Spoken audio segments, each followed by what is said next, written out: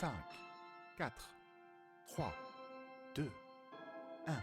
That's one small step for man, one giant leap for mankind.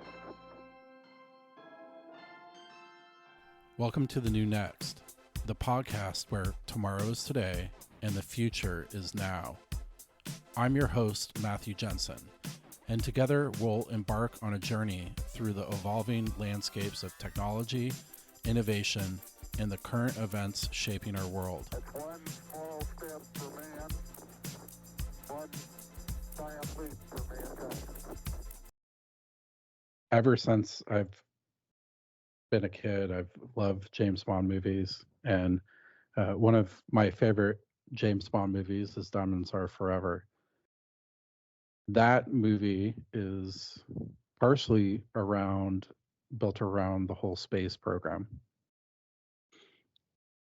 And there's been long, and Moonraker too, for instance, there's been long in popular culture this belief that eventually we would have space-based weapons, whether that be lasers or the ability to launch nuclear weapons and other devices out of space. So we recently had a resolution that went through the United States or the United Nations Security Council focused on banning nuclear weapons in space. And it was very interesting because this was co-drafted by the US and Japan. And which is very, US used the most dramatic use of nuclear weapons in history at Japan's expense. So it's kind of an interesting turn of history in that itself. But out of all the UN Security Council members, Russia voted against it and China abstained.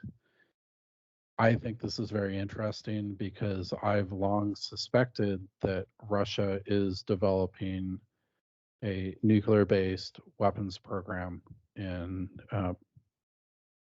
for space. This was part of the reason why the Space Force was launched here in the U.S., even though it was roundly mocked. And there's, I think, even a show made about it that I haven't seen, but it looked pretty hilarious. But it's the war of the future will be fought in the space and in the seas. So space, and I think it's called inner space that they call the seas. I'd have to ask my friend Brian, but it's very interesting sort of thing because you have hypersonic missiles that are becoming more of a thing globally, that so many countries are having them. They're very difficult to defend, basically, and you have part of the reason why you have a lot of these countries building bases on the poles right now is because they essentially need it to help guide their hypersonics as they go around the world. It's very interesting that most things are a target right now. We talked about like the Sarmat 2 intercontinental ballistic missile that Russia has, which it's an ICBM that basically opens up the tip and can launch, I think, up to 13 nuclear housed hypersonic missiles off of it.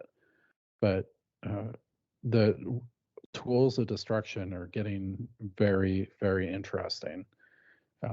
And it's kind of getting to a point where mutual destruction is not outside the range of potential outcome for a lot of these countries. So, we saw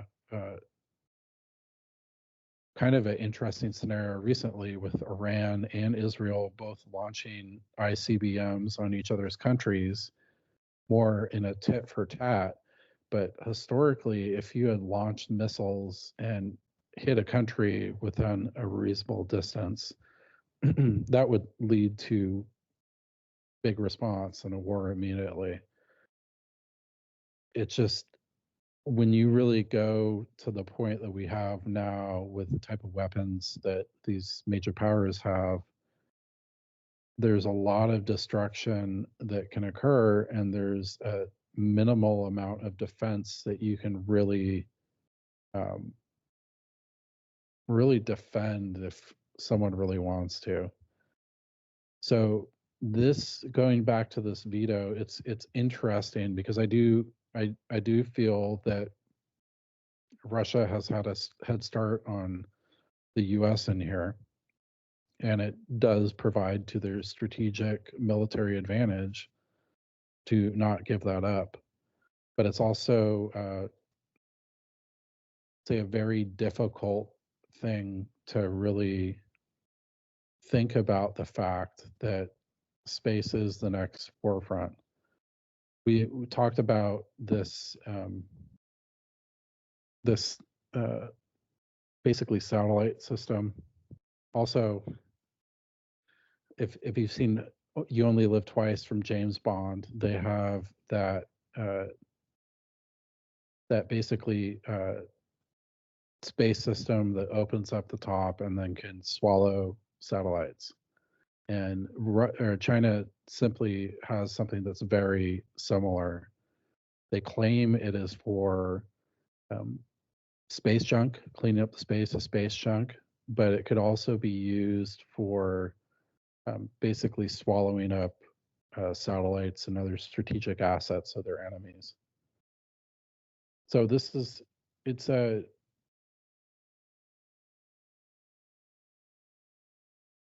it's very interesting. And it's very interesting to think about where their secret programs have been developing military assets for space.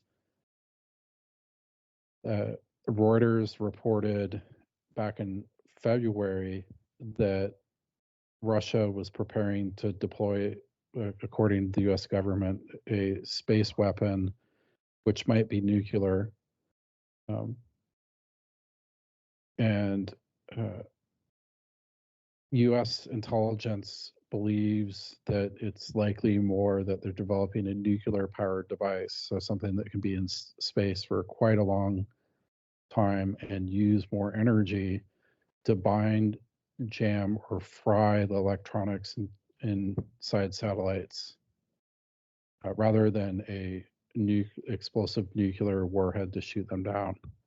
And thinking about that technology, that would be quite more beneficial if you're you have the ability to take out low orbit satellites like Starlink, for instance, GPS devices.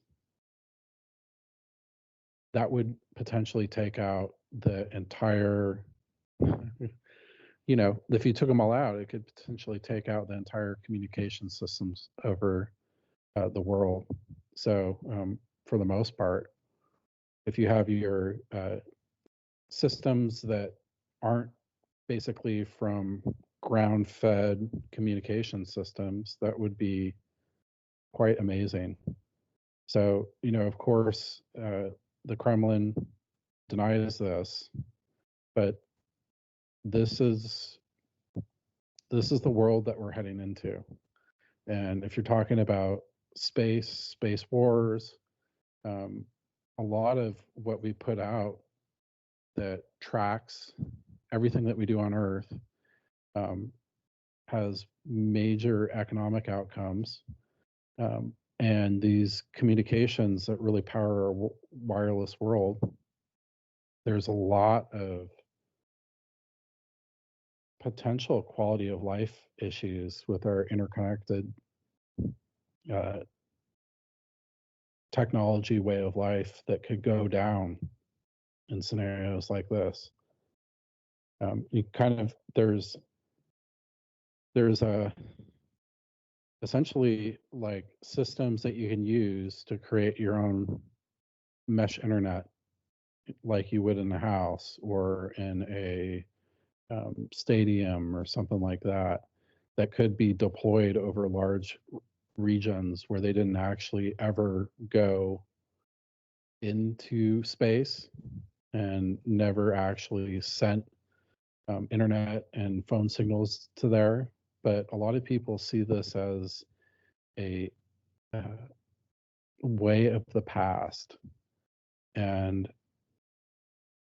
it might become the way of the future when you have some of these devices in there that a country, whether known or unknown, can fry communication systems at will of what they want up there. Fry private satellites and really disrupt a lot of the way of life for individuals. So it's a very interesting scenario built around this UN authored resolution that was vetoed, that this is a potential future that we're looking at, and quite amazing. So this is something that I've thought about for years, even back in the day when I was watching these James Bond films. So to see a lot of the stuff that was talked about theoretically in movies that came out 30 to 40 years ago really look like a feasible outcome, where there's hard technology that's really being developed for this, whether it be on the security side or preventative. It's quite amazing. So, it's quite amazing to think about the worst case outcomes for some of these. And, the chaos that would ensue globally if this actually became our reality. So, I mean, a lot of people are asking, why would you veto this? And saying, what are you hiding? And when I see stuff like that, I'm just like, well, we know that this has been going on. And I think the US and our allies are behind in this area, even though we're trying to improve day by day. But a lot of these countries that have had the ability to have more control over the type of technology that they produce in the warfare sense, I think I have a good head start on it. And this is something that we really need to be focused on in the near and long-term future.